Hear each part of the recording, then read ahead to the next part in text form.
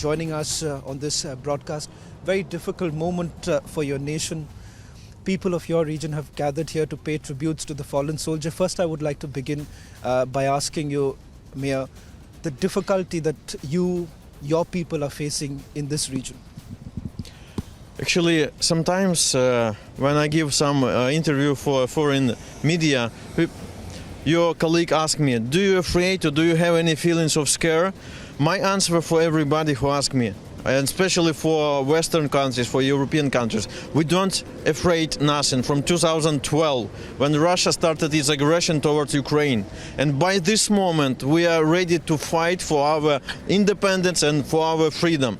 Yes, the best ones of our soldiers, they are killed, but every time, every day, new and new more people, new more soldiers arise to protect our own country and our own communities.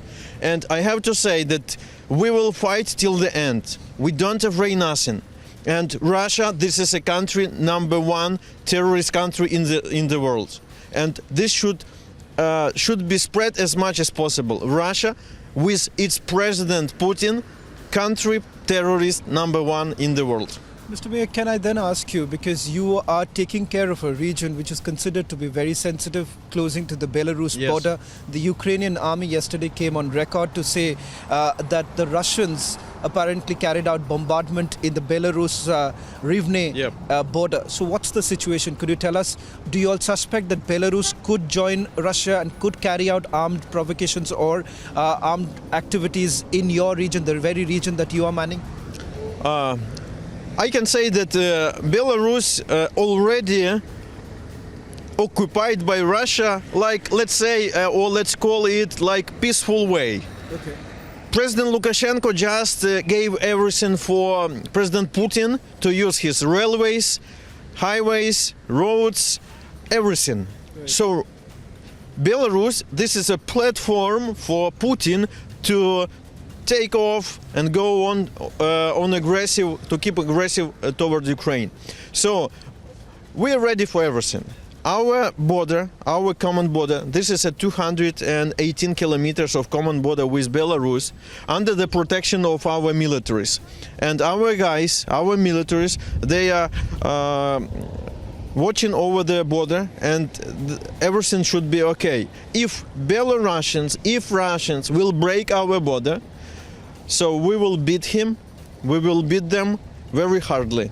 So they should understand the territory and borders of independent country cannot break nobody, no one in this world. As war in Ukraine continues to scale new heights, Ukrainian civilians continue to flee the conflict zone. The tanks are going to started to fire from the bridge at 10 a.m. So we got back our stuff and get away as far as we can, because we was very afraid that someone or something can shoot us. The Tor War Sports Center in Warsaw transformed into a shelter for those fleeing the war. Across Warsaw, people have mobilized to help, taking refugees into their homes, gathering donations and volunteering at reception centers. But the challenge is enormous. Tens of thousands of Ukrainians have crossed into neighboring countries in search for safety. Poland's border guard agency says more than 1.5 million of those refugees have entered the country. Bureau Report, Republic TV.